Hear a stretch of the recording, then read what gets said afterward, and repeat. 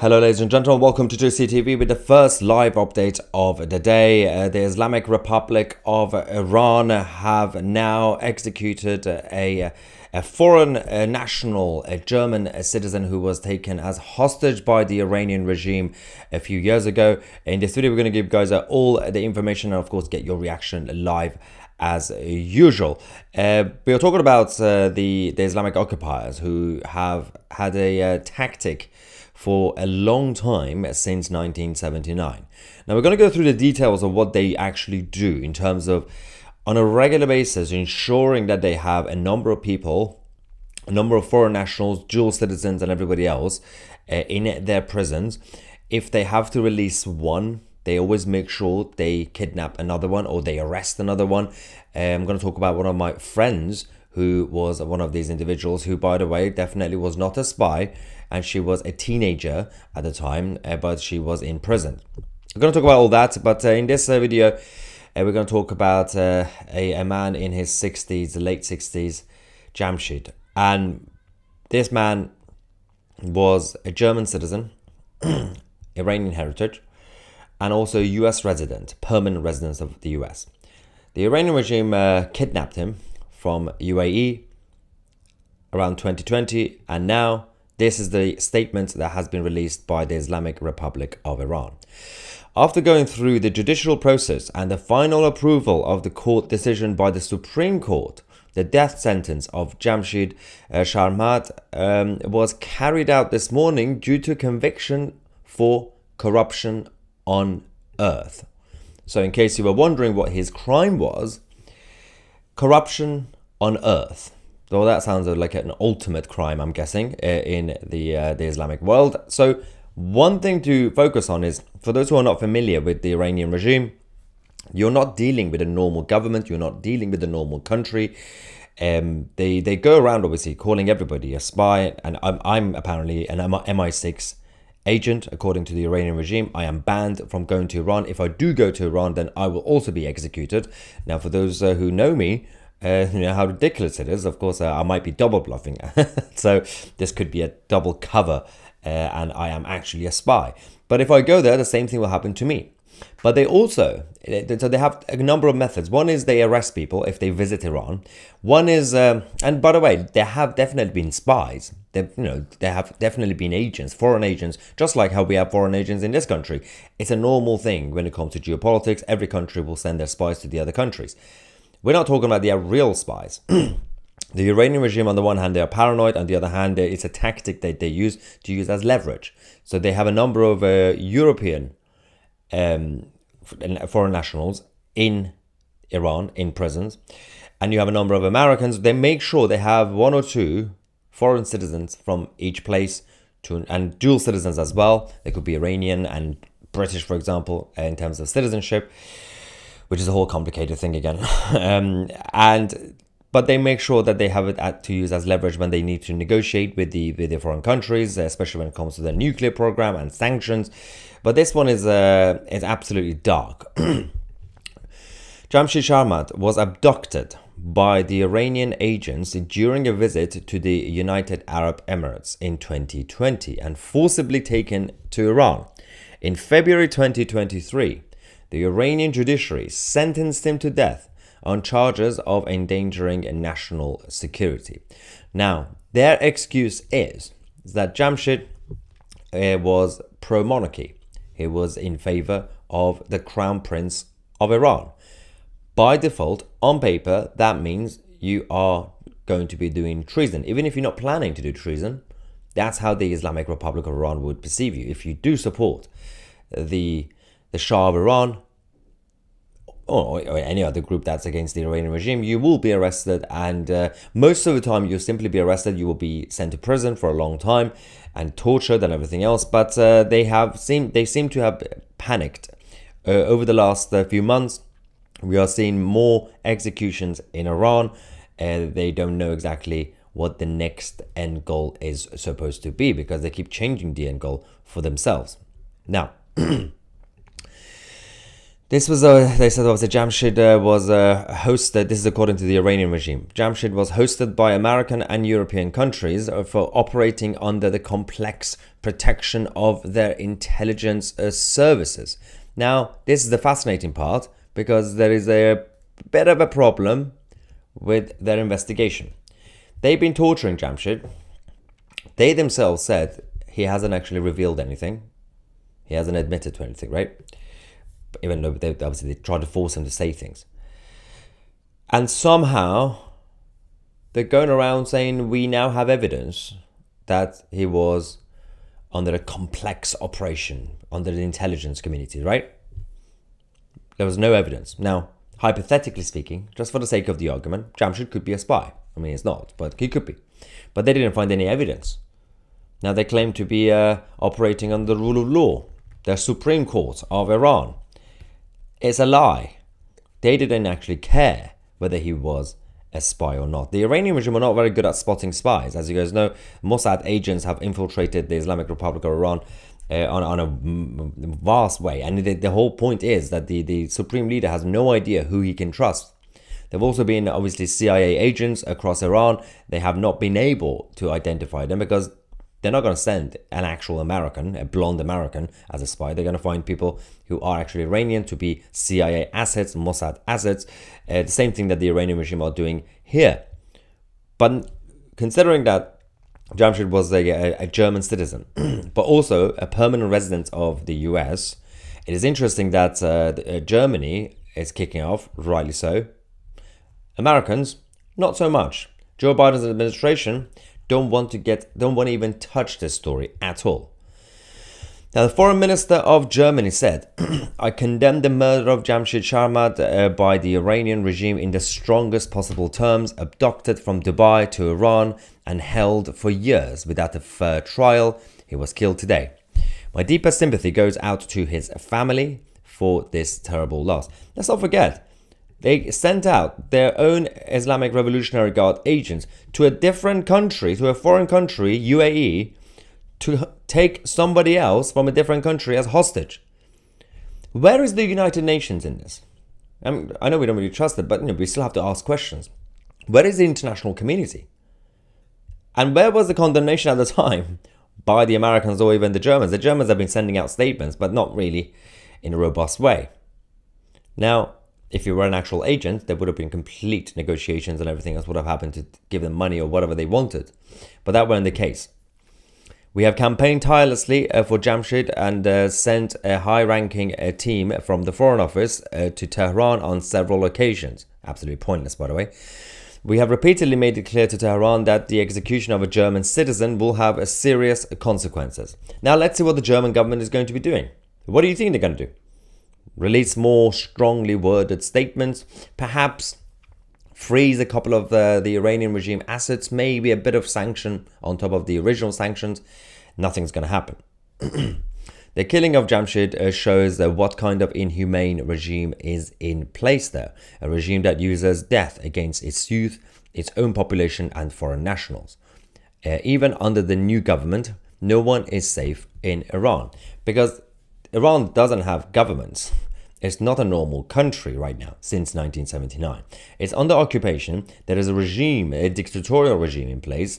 They pretend that they have a government and a president, but the president is powerless. It's just a puppet. The supreme leader is fully in charge. But again, the German government have tried, they made efforts, let's just say. Nothing actually happened anyway. So they've actually lost a citizen. If we go with the policy of the Roman Empire, they had a very simple policy.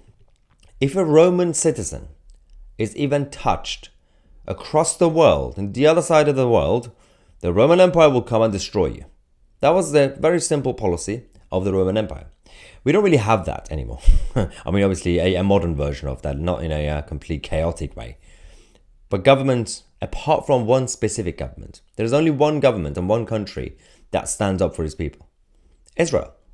It's the Israeli government. The state of Israel is the only one that says, well, if you harm us, we will come for you. We're not going to negotiate with thugs or criminals.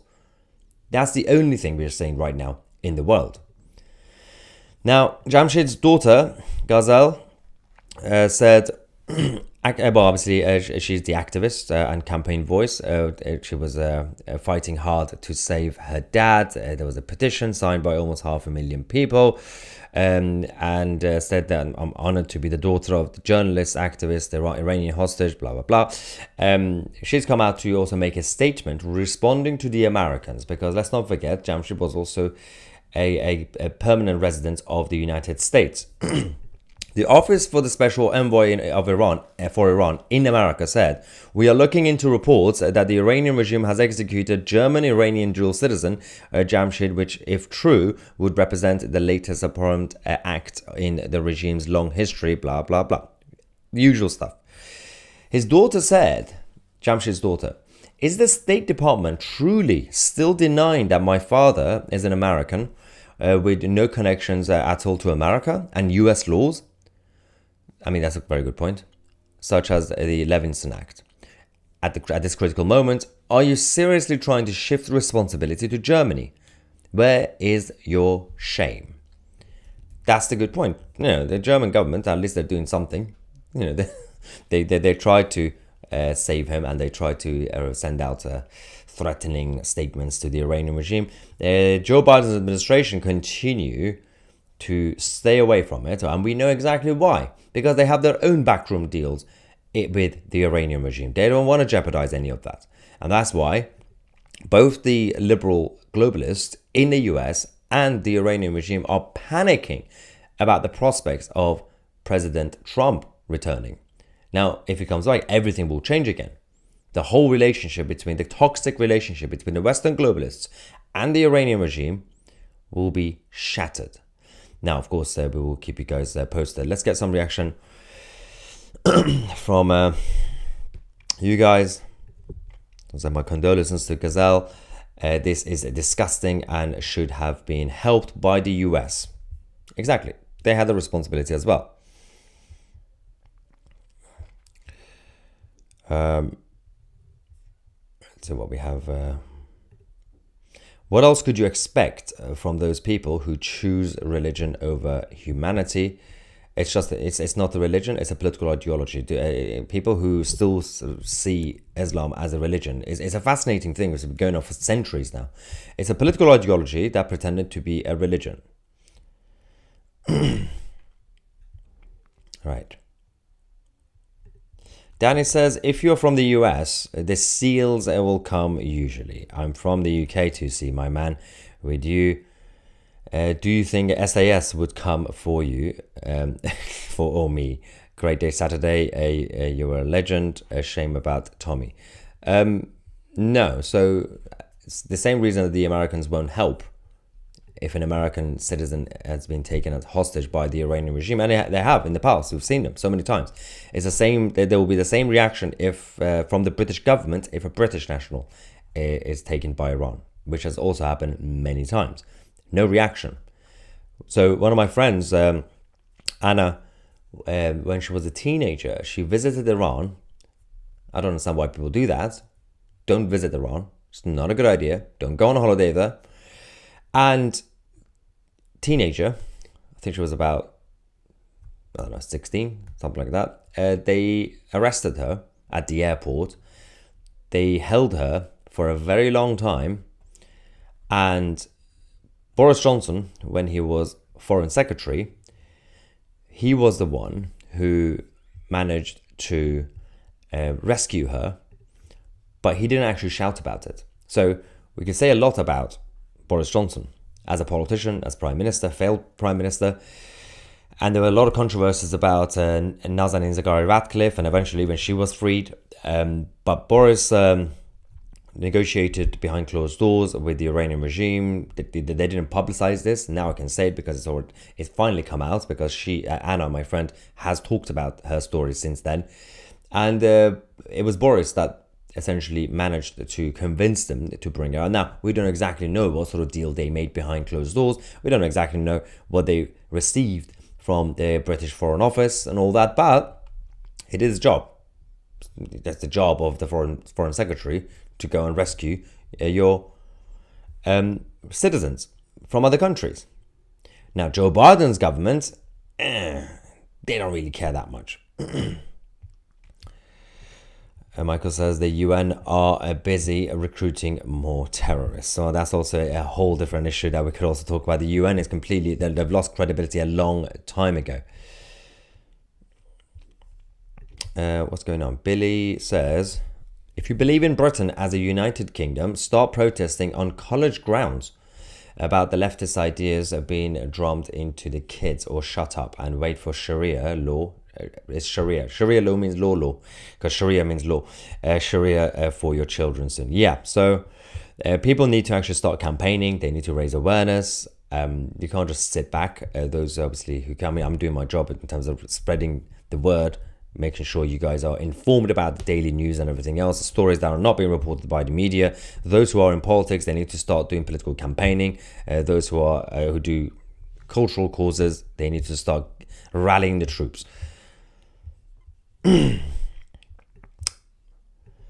So did Iran execute him to punish the Americans? No, because the Americans don't get punished that way. Because they could not stop Israel from inflicting such great damage to their defenses. No, because the whole narrative, even from the Iranian regime perspective, they keep saying Germany, Germany, Germany. So they keep focusing on the fact that he was German. And even the Iranians are not, the Iranian regime are not putting responsibility on the Americans. That's the interesting part. But we have to wait and see over the next few days what sort of reactions, even gimmicky reactions, we're going to get from the UN, the rest of the German governments. If we're going to get anything from Joe Biden or Kamala Harris, I'm guessing no, but we'll see. Maybe Blinken would say something. But again, it will take some time to find out where the real response is going to be. Right. Andy makes a good point. And yet, the UK government is still allowing them to settle here. Not just settle here, the problem we have with the British government and London specifically is London has become has been a safe haven for the enemies of the West for a very long time, for decades. We have children, not children, as in kids of the IRGC leaders living in West London, in Chelsea and Kensington. And these men and women, they go around to nightclubs in Chelsea, they drink alcohol, they do all the drugs, they get prostitutes and everything else, while their dads in Iran are oppressing the Iranian people. They come here with all that money.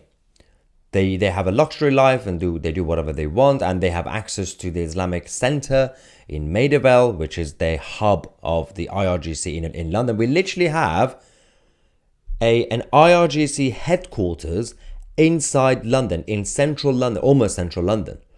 Now that should not be normal.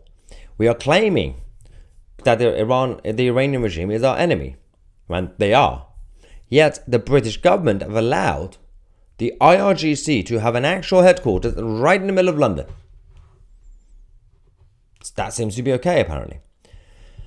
Now, we've had a number of campaigners who have been fighting for a very long time now, including Vahid Beheshti, who has been campaigning outside the UK Foreign Office for, I think, over 2 years now, I believe, around 2 years, to campaign for the IRGC to be designated as a terrorist organization, and for the Islamic Center of Maidavale, which is basically the Islamic Republic of Iran headquarters, to be shut down. The same issue that Justin Trudeau has in Canada. When the uprising in Iran started a couple of years ago, the Canadian government was exposed because when the Iranian regime leadership were considering to escape and flee Iran, we discovered that the Canadian government were absolutely fine with the Islamic occupiers of Iran to move to Canada as refugees, basically. The enemy of the West. We're going to invite them to Canada. But obviously there was a backlash, and eventually Trudeau's government said, they publicly said, oh, we're not going to do that anymore. Now, whether they do it or not, that's a whole different point. Right. Michael says, stop the boats when Paul Thorpe is telling everything. to vote UKIP will never stop the votes. Obviously, it's a different topic to what we're talking about. I think I mean telling everyone. Yeah, everyone, not everything. Yeah.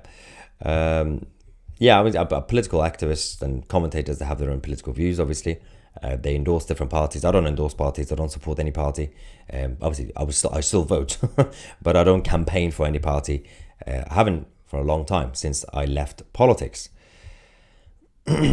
But yes, so this story, again, we shall wait to get more reaction from the international community. I'm not going to hold my breath, but I think it's important for people to know what's going on, because even if you might think, oh, this is just a story about Iran, firstly, we live in a globalized world, whether you like it or not. Secondly, these are our people in the West.